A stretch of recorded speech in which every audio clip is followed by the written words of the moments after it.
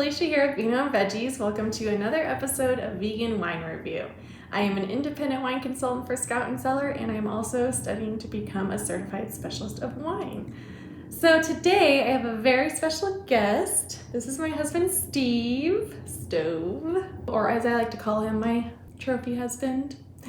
So true.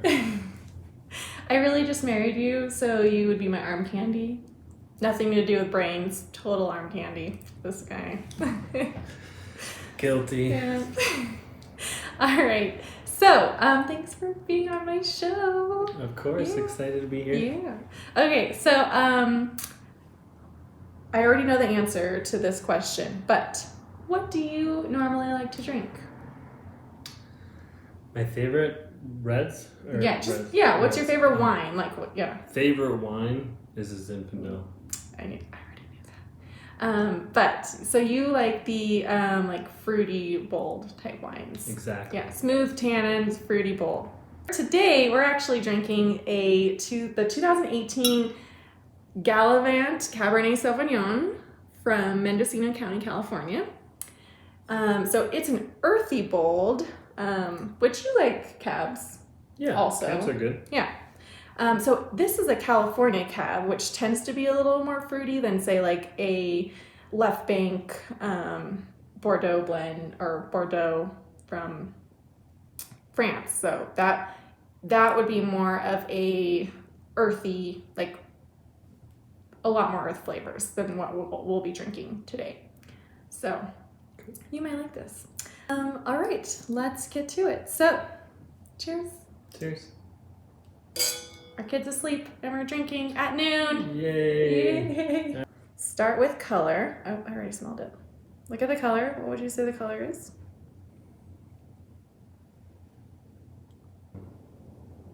Garnet? Garnet? Okay. Yeah. Yeah, I would say it's a garnet. It's got a hint of purple too. It's like a purplish garnet, don't you think? Yeah. A little purple, but I'd say, yeah, it's pretty heavy on the garnet. Yeah. And that's pretty typical of a younger cab. So this is a 2018, so it'd be considered like a young red. That is right. So that's, I think, why it's a little bit more purpley looking, or yeah, purple garnet, like we said. Okay, let's smell it. Oh, quickly. Can Yes. you also tell on the exterior part of the wine? Yes, you that can. is? The rim, as they call that. Yeah. Excellent question. So if you looked at it was lighter, it would kind of indicate to you as well that it was a lighter red. Yes, and it would also mean that it was aged longer. So if the rim is a little thicker, then that would mean that it was aged. It's an aged wine. So this one doesn't have you can kind of see the rim is very thin. It dies off. And really so quick. it's a younger red. Nothing bad about that. You can still drink it. It's still, but what do you smell? I'm smelling blackberry. Yeah, I can get some blackberry. It's a little spicy too. Yeah. Yeah, I would say some like blackberry, black currant. And we're using this handy dandy, my wine folly wheel here that helps give really cool, clear descriptions.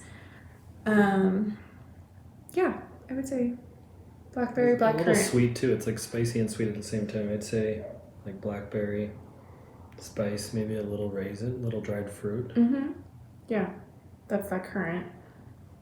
Yeah, I can smell a little bit of like spice. Yeah. Like an earth. There's like graphite, maybe. Mm-hmm. Yeah. Okay, the fun part. The drinking.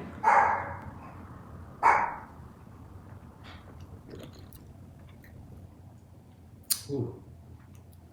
It's good. It is good.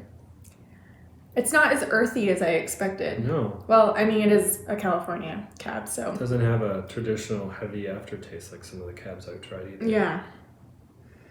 No, it's got a smooth, the tannins are smooth. It's well balanced. Yeah, definitely well balanced. Yeah.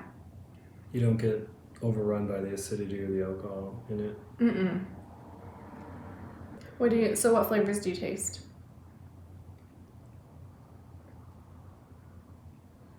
I definitely get the bold fruit right away again that I was smelling. Partly because my nose is in the glass probably Yeah. still. But So some of those dark bold Yeah, it's bold.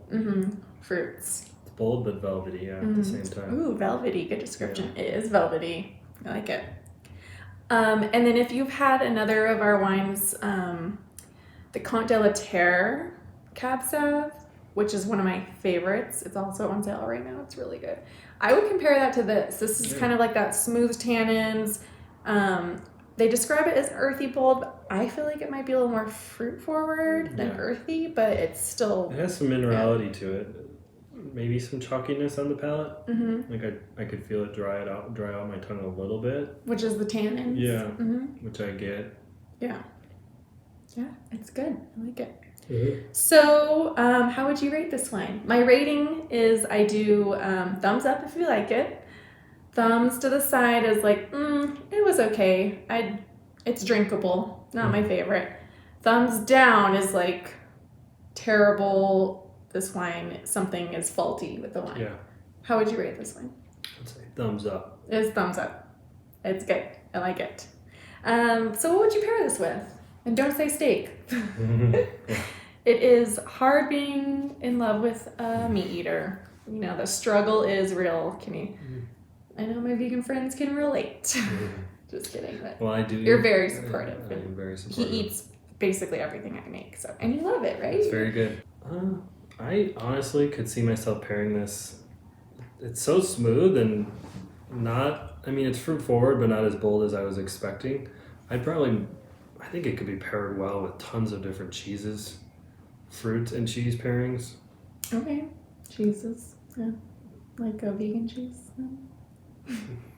It could go good with, there are some amazing vegan cheeses out there. Or I would say like pasta, eggplant would be really good with this. Dish, really. Yeah, lasagna. That's the word I'm looking for. Lasagna. Eggplant lasagna would be really good with this.